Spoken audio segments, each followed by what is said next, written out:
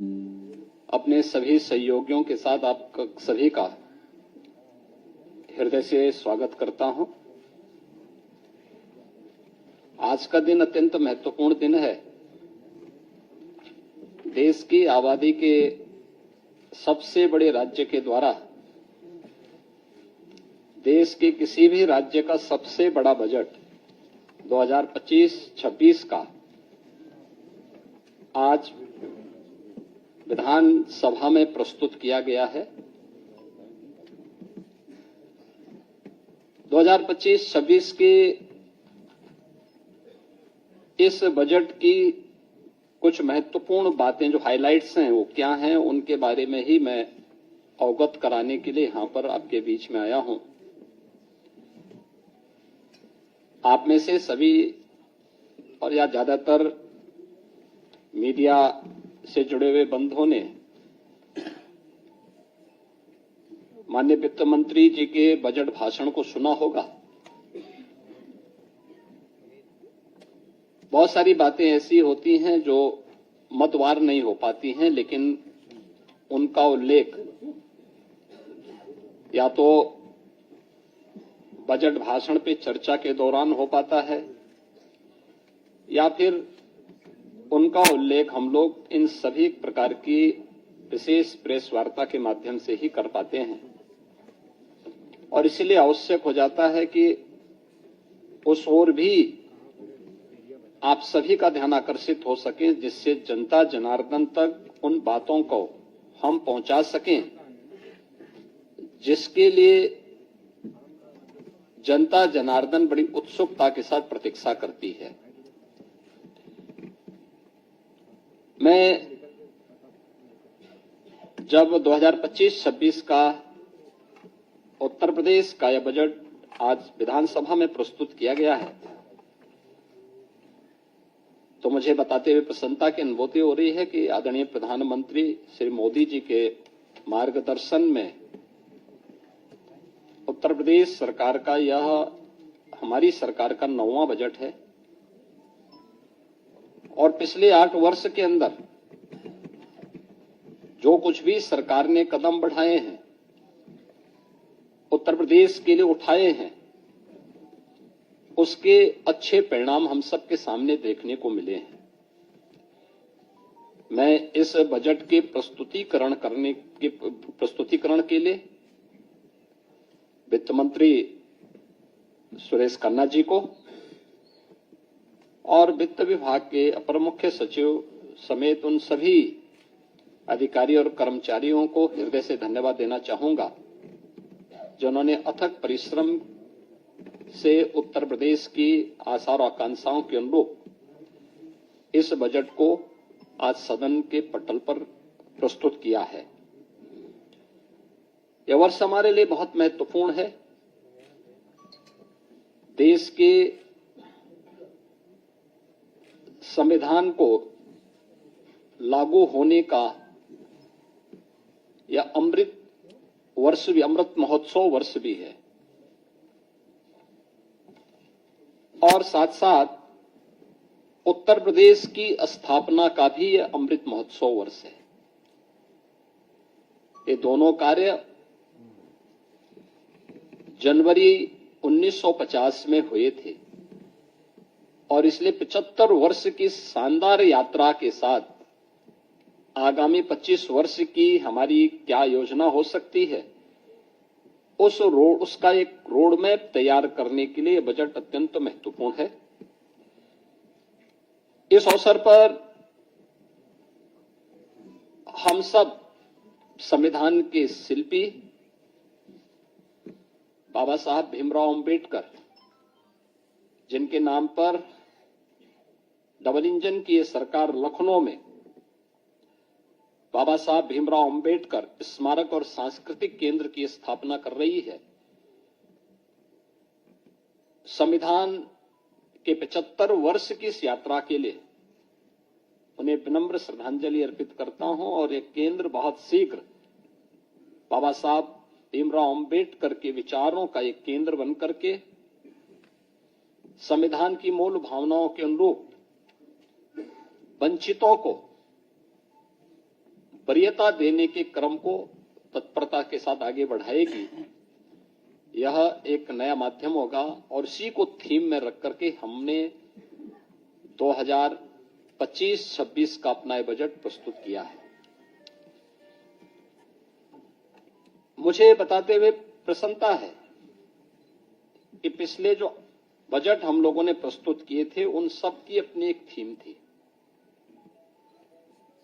2017-18 का जो बजट था वह उत्तर प्रदेश के अन्नदाता किसानों को समर्पित था। अन्नदाता किसानों के हितों के लिए जो अनेक कदम सरकार ने उस समय उठाए थे, उनके ऋण माफी के कार्यक्रम रहे हों, उनकी फसल को प्रोक्योर करने के लिए प्रोक्योरमेंट सेंटर और एमएसपी का नाम उन तक पहुंचाने के कार्यक्रम रहे हों, चीनी मिलों के पुनरुद्धार के कार्यक्रम और वर्षों से लंबित गन्ना मूल्य के भुगतान को एक समयबद्ध तरीके से आगे बढ़ाने का कार्यक्रम रहा हो, अच्छे किस्म के बीज और सिंचाई के बेहतरीन सुविधा उन्हें उपलब्ध कराने का रहा हो, ये सब कार्य तत्परता के साथ इसके लिए कदम बढ़ाए गए। और आज मुझे प्रसन्नता है कि डबल इंजन की भारतीय जनता पार्टी की सरकार के द्वारा जो कदम 17-18 में उठाए गए, आज उसका परिणाम है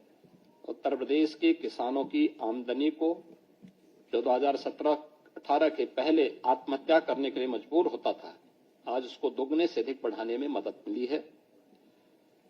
वर्ष 18-19 का जो बजट था, वह बजट हम लोगों ने उत्तर प्रदेश के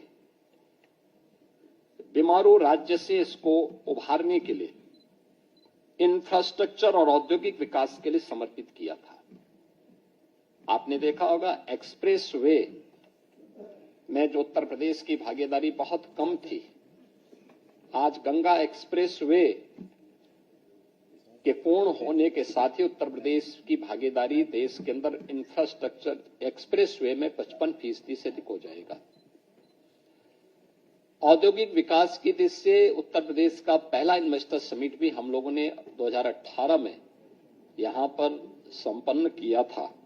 और उस दृष्टि से 2018-19 का ये बजट हम लोगों ने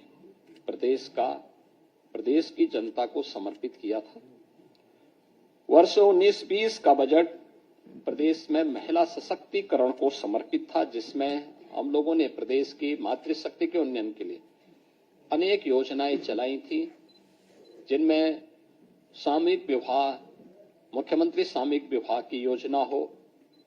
मुख्यमंत्री कन्या सुमंगला की योजना हो, या उत्तर प्रदेश में मिशन शक्ति के कार्यक्रम के माध्यम से महिला सुरक्षा, महिला सम्मान और महिला स्वाभिमान, स्वावलंबन, इन कार्यक्रमों को प्राथमिकता के आधार पर आगे बढ़ाने के साथ ही उत्तर प्रदेश के पुलिस बल में महिलाओं की भर्ती को 20% अनिवार्य करने के कार्यक्रम को प्राथमिकता देते हुए आगे बढ़ाने का कार्यक्रम, यह महिला सशक्तिकरण के लिए उठाए गए कदमों का परिणाम था। वर्ष 2020-21 का बजट हम लोगों ने उत्तर प्रदेश के युवाओं को और उनके लिए अधिक से अधिक एम्प्लॉयमेंट बढ़ाने के लिए समर्पित किया था और इसमें 2 करोड़ युवाओं को टैबलेट और स्मार्टफोन के माध्यम से तकनीकी दृष्टि से सक्षम बनाने के कार्यक्रम को आगे बढ़ाने, अनेक अन्य कार्यक्रमों को इस दृष्टि से हम लोगों ने प्रदेश की जनता जनार्दन के लिए समर्पित, युवाओं को समर्पित किया था। 2021-22 का जो बजट था हमारी सरकार का, वह स्वावलंबन से सशक्तिकरण की ओर था। एमएसएमई की योजनाओं के माध्यम से प्रदेश के परंपरागत जो उत्पाद थे उनको प्राथमिकता देते हुए स्वावलंबन के माध्यम से आत्मनिर्भरता के लक्ष्य को प्राप्त करने की दिशा में और उसके माध्यम से सशक्तिकरण के लक्ष्य को आगे बढ़ाते हुए कार्य किया गया था। 2022-23 का बजट अंत्योदय से आत्मनिर्भरता की दिशा में हम लोगों ने उस समय इस कार्यक्रम को आगे बढ़ाया था। पंचायतों के आत्मनिर्भरता के लिए पहली बार ग्राम सचिवालय के निर्माण के कार्यक्रम को आगे बढ़ाया गया था। पहली बार उन सभी क्षेत्रों में कार्य प्रारंभ हुए थे जो महिला सशक्तिकरण के लिए भी महत्वपूर्ण थे और ग्राम्य विकास की दृष्टि से हमारी जो आज भी लगभग 70% के आसपास आबादी ग्रामीण क्षेत्र में निवास करती है, उनके लिए इस कार्यक्रम को आगे बढ़ाया गया था, जिसका परिणाम है कि आज उत्तर प्रदेश के हर ग्राम पंचायत में 5 से 7 रोजगार सृजन की संभावना स्वतःस्फूर्त भाव के साथ वहां दिखाई देती है। 2023-24 का बजट उत्तर प्रदेश के अंदर एक त्वरित, सर्वसमावेशी और समग्र विकास के साथ आत्मनिर्भर उत्तर प्रदेश की नींव को सुदृढ़ करने वाला बजट प्रस्तुत किया गया था और 2025-26 का बजट एक राम राज्य के लिए समर्पित, लोक मंगल की कामना से समर्पित बजट था। तो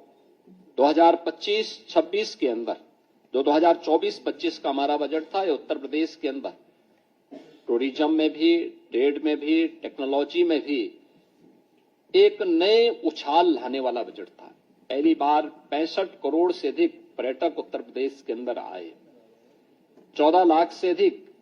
इसमें विदेशी पर्यटक भी थे और पर्यटन में जो उत्तर प्रदेश पहले तीसरे नंबर पर था, वह उसने 2019 के बाद से जो गति पकड़ी, वह नंबर 1 पर देश के अंदर आने में सफल हुआ है। और 2025-26 का जो बजट है, यह भारत की सनातन संस्कृति को समर्पित सर्वे भवन्तु सुखिनः की अवधारणा पर गरीब, अन्नदाता किसान, युवा, महिला के उत्थान को समर्पित है। इसमें प्रधानमंत्री मोदी जी का विजन, जिसमें वंचित को वरेता, यानी वंचित को वरेता उसका एक थीम है, उसका केंद्रीय भाव है, इसको समर्पित है। इस बजट का जो दायरा है, जो कि वित्त मंत्री जी ने अपने बजट भाषण में भी कहा कि 8,08,736 करोड़ रुपये से अधिक का यह बजट है, जो 2024-25 की तुलना में 9.8% अधिक है। इसमें एक तरफ जो बजट का आकार में बढ़ोतरी ये राज्य के सामर्थ्य को प्रदर्शित करता है, तो दूसरी ओर यह बजट डबल इंजन सरकार की प्रतिबद्धता को भी दिखाता है। इस बजट में हमने 2,25,561 करोड़ 49 लाख रुपए कैपिटल एक्सपेंडिचर के लिए इसमें प्रस्तावित किया है, जिसके माध्यम से इंफ्रास्ट्रक्चर पर धनराशि जो व्यय होगी,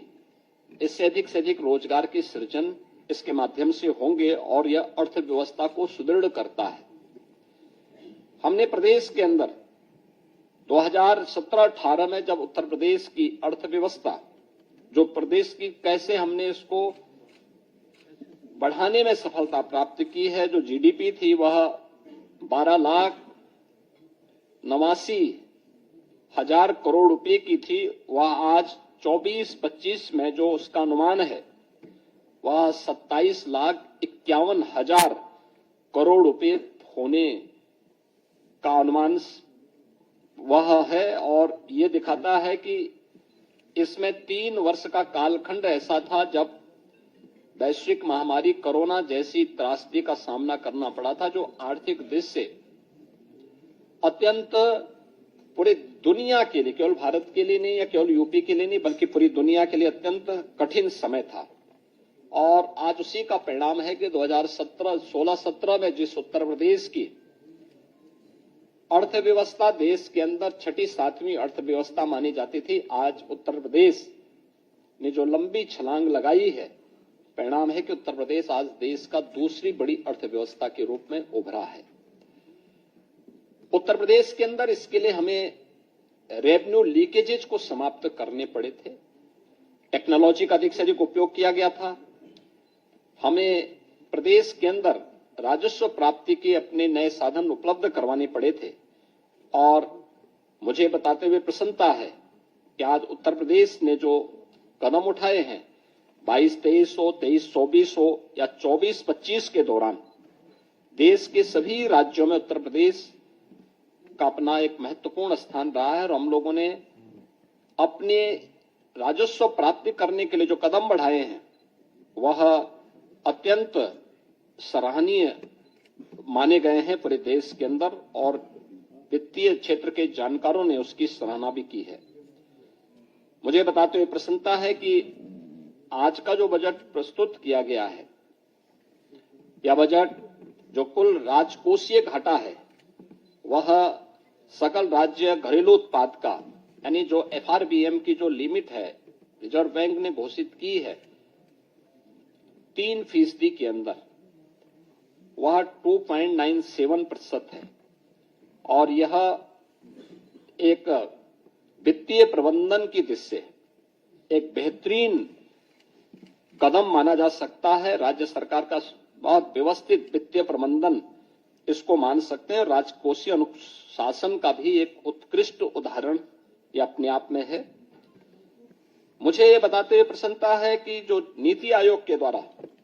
राज्यों की राजकोषीय स्थिति के संबंध में जो उनकी रिपोर्ट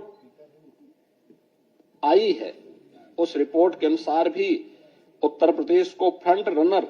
यानी अग्रणी राज्य के रूप श्रेणी में रखा गया है। ये पहली बार आया है। 2018-19 से 2022-23 की अवधि में जो प्रदेश का जो फिस्कल हेल्थ इंडेक्स है वह 8.9 अंकों में इसमें बढ़ोतरी हुई है। व्यय की गुणवत्ता में सुधार हुआ है। 18 में 13वीं अवधि में पूंजीगत जो व्यय था वह 8.8% से 19.3% के मध्य रहा है और इस अवधि में यह अनुपात देश के प्रमुख राज्यों में औसत अनुपात से जो एवरेज रेशियो था उससे अधिक यूपी का रहा है।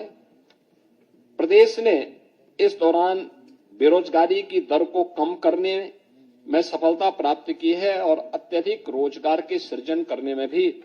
प्रदेश ने सफलता प्राप्त की है। उत्तर प्रदेश ने इस दौरान जो कदम बढ़ाए हैं खासतौर पर अपने परंपरागत उत्पाद के लिए एमएसएमई सेक्टर पर वन डिस्ट्रिक्ट वन प्रोडक्ट ने पूरे देश के अंदर अपनी एक पहचान बनाई है। लगातार प्रयासों से प्रदेश ने पिछले 8 वर्षों में 45 लाख करोड़ रुपए के निवेश प्रस्ताव प्राप्त किए हैं, जिनमें से अब तक हम लोग 15 लाख करोड़ रुपए से अधिक के निवेश प्रस्ताव को जमीनी धरातल पर उतारने में हमें सफलता प्राप्त हुई है और इसके माध्यम से हमने 60 लाख से अधिक उत्तर प्रदेश के युवाओं को सीधे नौकरी प्रदान करने में भी सफलता प्राप्त की है। हमने बजट में इस बार के बजट में 28,478 करोड़ और 31 लाख रुपए नई मदों के लिए हमने प्रावधानित किया है, जिसमें अवस्थापना विकास के लिए 1,79,131 करोड़ 4 लाख रुपए प्रस्तावित किया है, जो कुल बजट का 22% है। इसमें ऊर्जा क्षेत्र के लिए, सिंचाई के लिए, भारी और मध्यम उद्योग के लिए, नगर विकास के लिए, आवास एवं शहरी नियोजन के लिए और नागरिक उड्डयन के लिए यानी एयर कनेक्टिविटी को और बेहतर बनाने के लिए यह कदम बढ़ाए गए हैं। शिक्षा क्षेत्र में कुल बजट का उत्तर प्रदेश के अंदर शिक्षा के लिए 1,06,360 करोड़ रुपए का प्रावधान किया गया है, यानी जो कुल बजट का 13% है। आप देखते होंगे कि अक्सर शिक्षा के लिए 6% बजट की मांग होती है। उत्तर प्रदेश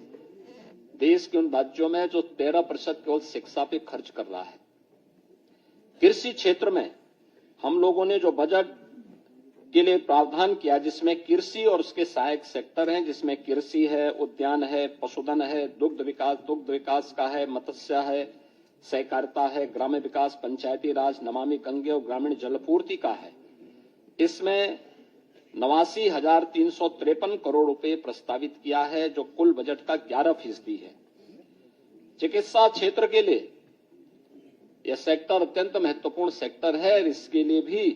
प्रदेश सरकार ने 50,550 करोड़ रुपए का प्रावधान किया है, जो कुल बजट का 6% है। इसी प्रकार से हम लोगों ने जो यूनियन बजट में तो अभी केंद्रीय बजट जो देश की संसद में अभी पारित हुआ है, इसमें प्रत्येक जनपद में कैंसर डे केयर सेंटर की घोषणा की गई है और इसके लिए उत्तर प्रदेश सरकार ने अपने प्रस्ताव को भी किया है और बजट में हमने उसके लिए आवश्यक धनराशि की व्यवस्था भी की है कि जिससे हर एक जनपद में हम एक पहले ही फेज में कैंसर रोगियों के लिए डे केयर सेंटर की स्थापना करने की दिशा में कदम बढ़ा सकें, या हम लोगों ने इस दिशा में आगे बढ़ाया है। मुझे बताते हुए प्रसन्नता है कि इस बजट में होमगार्ड, पीआरडी जवान, ग्राम चौकीदार,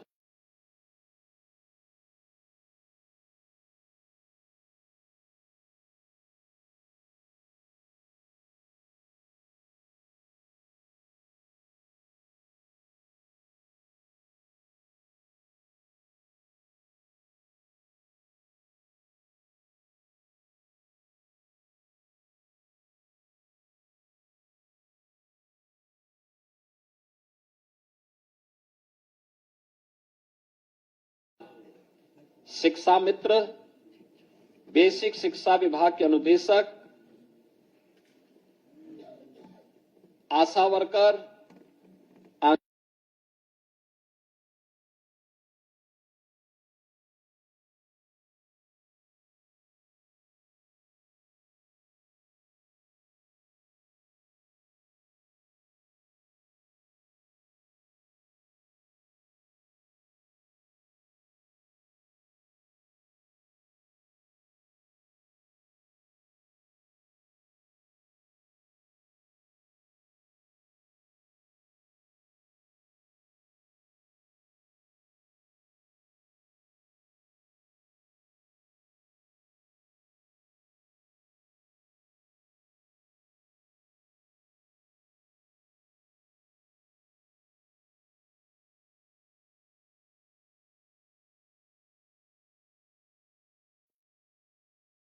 एक सुदृढ़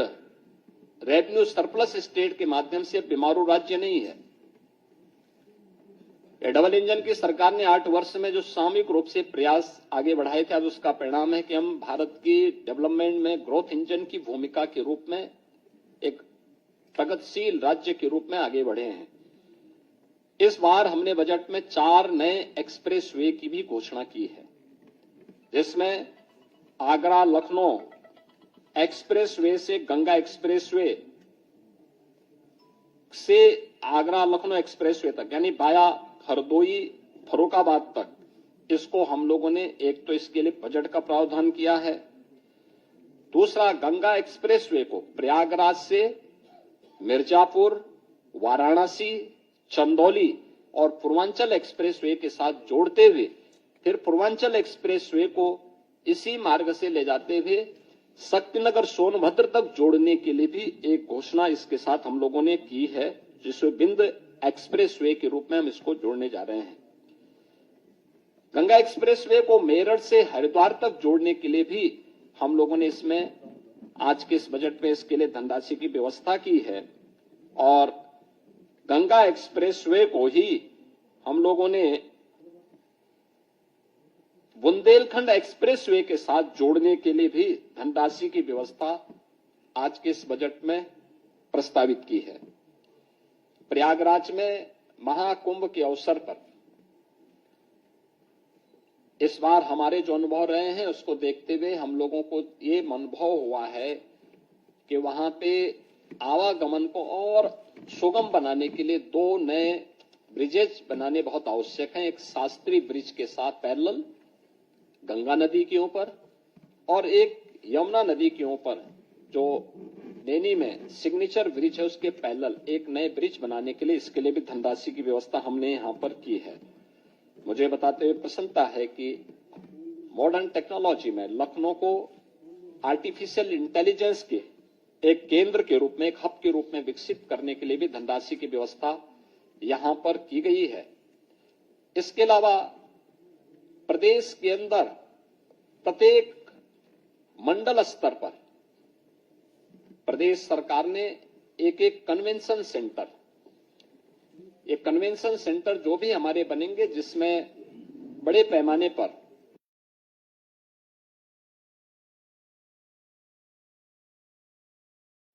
हम लोग वहां के सार्वजनिक कार्यक्रमों को आयोजित कर सकेंगे, इनके निर्माण के लिए हम लोगों ने धनराशि का प्रावधान किया है।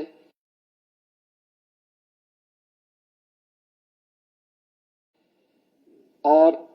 ये सभी नगर निगमों में, खासतौर पर प्रदेश के अंदर सभी नगर निगमों में और खास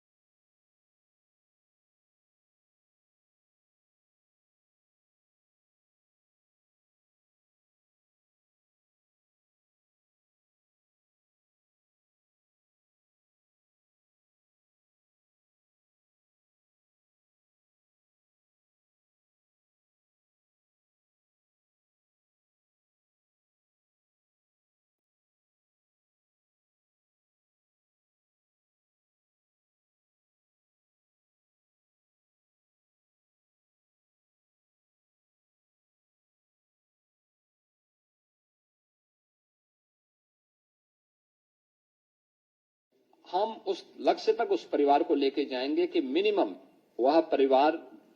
के एक व्यक्ति को रोजगार भी मिल सके और उस परिवार में कम से कम 1,25,000 रुपए की एक निश्चित आय, वार्षिक आय उस परिवार के व्यक्ति को रोजगार या किसी न किसी काम के माध्यम से उपलब्ध करवा सके। यह एक प्रयास सरकार के स्तर पर प्रावधान किया गया है। इसके साथ ही हमने यानी इसके लिए धनराशि 2025-26 में इसके लिए अलग से भी धनराशि की व्यवस्था की है। युवाओं के लिए हम लोगों ने एक व्यवस्था की है और इसमें शिक्षा है, रोजगार है, उद्यमिता में सरकार की प्राथमिकता को आगे बढ़ाते हुए प्रदेश के हर जनपद में हम लोगों के द्वारा एक प्रावधान किया जा रहा है कि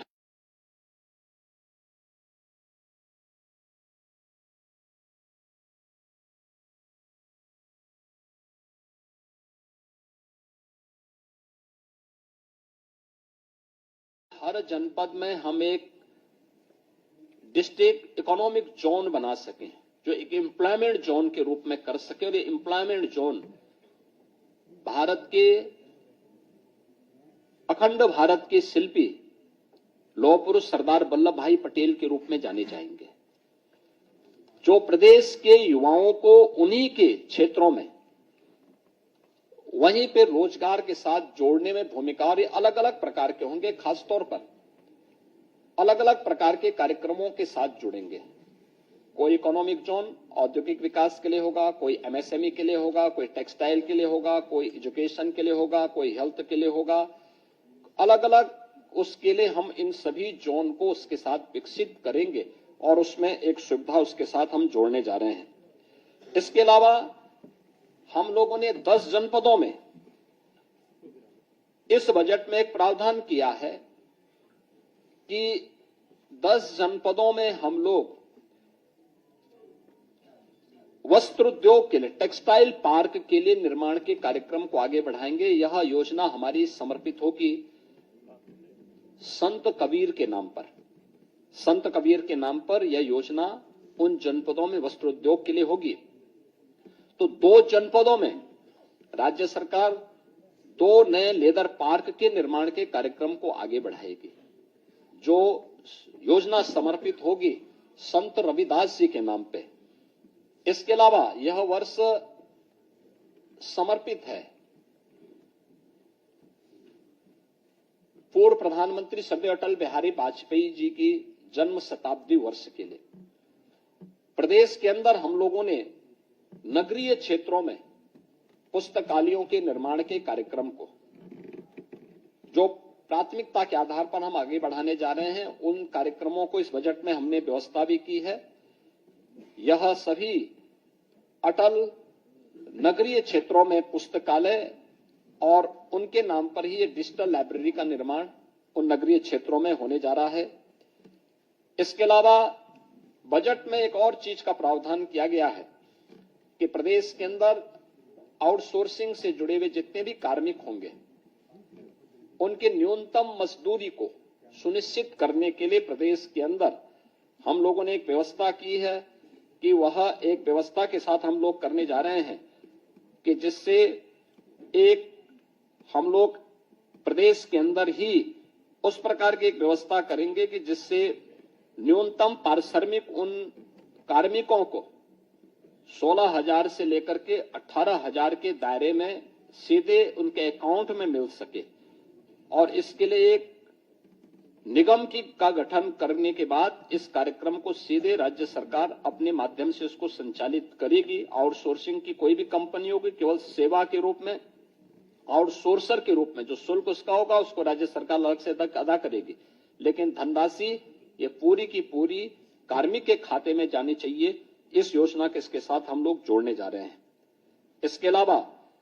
मुख्यमंत्री युवा उद्यमी विकास अभियान, यह एक बड़ी योजना है और मुझे बताते हुए प्रसन्नता है कि अभी हाल ही में उत्तर प्रदेश स्थापना दिवस के अवसर पर हम लोगों ने इसको लॉन्च की थी। अभी 1 महीना भी इसका पूरा नहीं हुआ कि योजना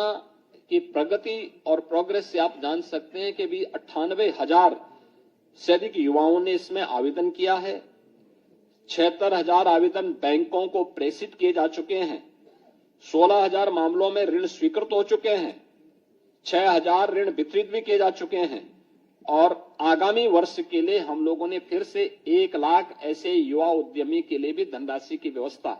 राज्य के बजट में की है। 1,000 करोड़ रुपए की बजट की व्यवस्था इसके साथ हम लोगों ने की है। उत्तर प्रदेश वानिकी के क्षेत्र में हम लोगों ने काफी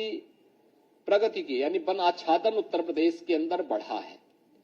और वन आच्छादन बढ़ाने के जिस लक्ष्य को देश के अंदर जिन राज्यों ने सर्वाधिक प्रगति की है, पिछले 8 वर्ष में हमारी सरकार ने 210 करोड़ वृक्षारोपण के बृहद लक्ष्य को प्राप्त किया है। गत वर्ष देश के अंदर एक पेड़ मां के नाम, इस कार्यक्रम को भी हमने बहुत अच्छे ढंग से आगे बढ़ाया था, जिसमें 36 करोड़ से अधिक वृक्षारोपण के कार्यक्रम को हम लोगों ने आगे बढ़ाया। इस पे रिसर्च के लिए एक नए विश्वविद्यालय की स्थापना के लिए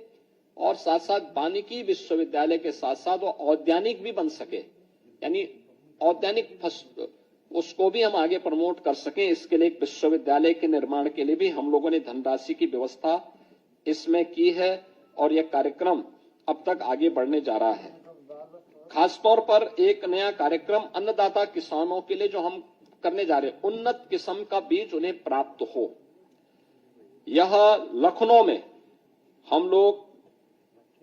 उसे एक सीड पार्क का निर्माण करने जा रहे हैं। ये सीड पार्क भारत के पूर्व प्रधानमंत्री और किसानों के मसीहा चौधरी चरण सिंह जी के नाम पर समर्पित होगा। और इसके लिए भी 250 करोड़ 251 करोड़ रुपए की व्यवस्था हम लोगों ने इस बजट में इसका प्रावधान किया है। अन्नदाता किसानों के लिए हम लोगों ने 26 जनपदों में यूपी एग्रीज के अंतर्गत 4,000 करोड़ रुपए की निवेश करके कृषि क्षेत्र में क्रांतिकारी बदलाव लाने के लिए एक कार्यक्रम को आगे बढ़ाया है। ऐसे ही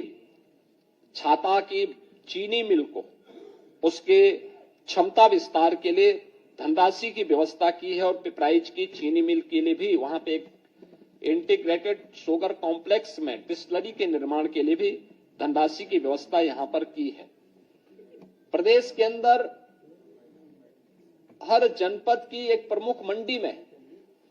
पहले चरण में किसानों के लिए एक सेंटर यानी उनके लिए एक विश्रामालय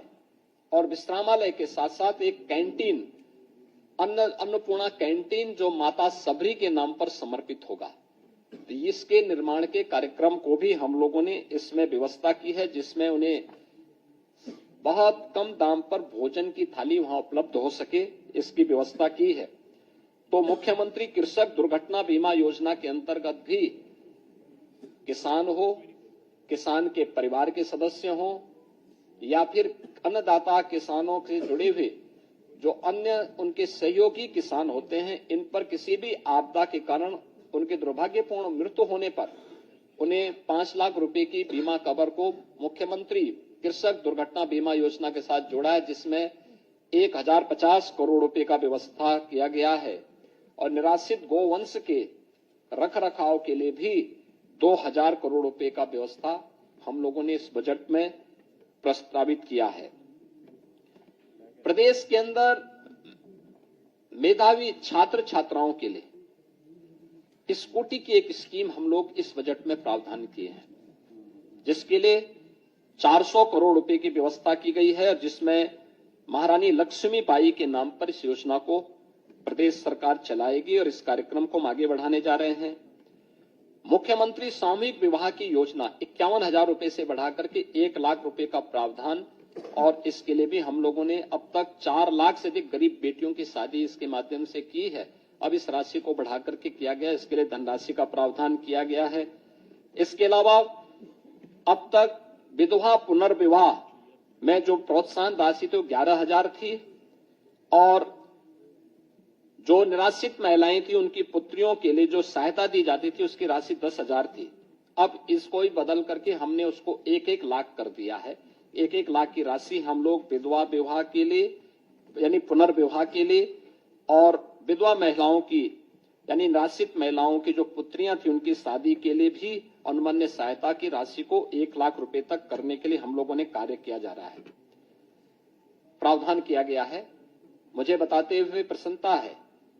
कि इस बजट में हम लोगों ने उत्तर प्रदेश के अंदर 7 जनपदों वाराणसी, मेरठ, प्रयागराज, गोरखपुर, कानपुर, झांसी, आगरा में श्रमजीवी महिलाओं के लिए यानी कामकाजी महिलाओं के लिए हॉस्टल बनाने के कार्यक्रम को भी इस बजट में प्रावधान किया है। यह योजना समर्पित होगी पुण्य श्लोका माता अहिल्याबाई होलकर के नाम पर। माता अहिल्याबाई होलकर का यह 300वां जन्म जयंती वर्ष है। उनकी स्मृति को नमन करते हुए योजना हम इसके साथ करने जा रहे हैं और इसके साथ ही आंगनबाड़ी कार्यकर्ती और सहायकों के अतिरिक्त मानदेय के लिए भी 971 करोड़ रुपए की व्यवस्था इस बजट में हम लोगों ने यहां पे प्रावधान किया है। आस्था को सम्मान देने के लिए भी प्रदेश सरकार ने इस बजट में काफी प्रावधान किए हैं और महाकुंभ की सफलता आप सबके सामने है। आपने आज कैट की रिपोर्ट को भी देखा होगा कि महाकुंभ के कारण इकोनॉमी में 3 लाख करोड़ रुपए से अधिक की वृद्धि की संभावना अभी से बताई गई है और मुझे बताते हुए प्रसन्नता है कि इस आयोजन को आगे बढ़ाने के साथ साथ अयोध्या क्षेत्र के पर्यटन विकास के लिए 150 करोड़ रुपए, मथुरा वृंदावन के विकास के लिए 100 करोड़ रुपए की अतिरिक्त व्यवस्था का प्रावधान किया गया है। वृंदावन में श्री बांके बिहारी मंदिर के सुंदरीकरण और उसे कॉरिडोर के रूप में विकसित करने के लिए 150 करोड़ रुपए की व्यवस्था का प्रावधान किया गया है। मिर्जापुर में मां विंध्यवासिनी धाम और उससे जुड़े हुए त्रिकोण के विकास के लिए 200 करोड़ का विकास प्रस्तावित किया गया है। नैमिषारण्य में पर्यटन सुविधाओं के विकास के लिए 100 करोड़ रुपए का विकास 100 करोड़ रुपए का प्रावधान किया गया है। साथ साथ वहां पर वेद विज्ञान केंद्र के लिए भी 100 करोड़ रुपए की व्यवस्था का प्रावधान किया गया है। चित्रकूट में भी पर्यटन विकास के लिए 50 करोड़ रुपए का प्रावधान किया गया है। ये सभी कार्यक्रम हम लोगों ने इसके साथ जोड़े हैं और मुझे बताते हुए प्रसन्नता है कि आदरणीय प्रधानमंत्री जी के मार्गदर्शन में, उनके नेतृत्व में ये डबल इंजन की सरकार 5T पर, जो 5T का मंत्र प्रधानमंत्री मोदी जी का है, trade, tourism, technology, addition and talent को मंत्र मान करके उत्तर प्रदेश आज अपनी लेबर फोर्स को इकोनॉमिक फोर्स के रूप में आगे बढ़ाने की दिशा में तेजी के साथ कदम बढ़ाया है। और मुझे प्रसन्नता है कि 2025-26 का जो हमारा ये बजट है, यह प्रधानमंत्री मोदी जी की विजन के अनुरूप अपने जो समयबद्ध कार्यक्रम रोड मैप हम लोगों ने तैयार किया है, $1 ट्रिलियन की इकोनॉमी को प्राप्त करने का अब तक के हमारे जो टारगेट हैं वह समयबद्ध तरीके से आगे बढ़ रहे हैं। और मुझे पूरा विश्वास है कि 2025-26 में हमारे वित्त मंत्री श्री सुरेश कुमार खन्ना जी के द्वारा आज जो बजट भाषण प्रस्तुत किया गया है सदन के पटल पर, यह उसे समयबद्ध तरीके से अचीव करने में सफल होगा। मैं एक बार फिर से बजट को प्रस्तुत करने के लिए वित्त मंत्री जी का, अपर मुख्य सचिव वित्त और वित्त विभाग के सभी अधिकारियों का हृदय से धन्यवाद देता हूं। और मुझे पूरा विश्वास है कि हम समयबद्ध तरीके से इसको आगे बढ़ा करके उत्तर प्रदेश को देश की अर्थव्यवस्था के ग्रोथ इंजन के रूप में प्रस्तुत करने में सफल होंगे। बहुत बहुत धन्यवाद जी।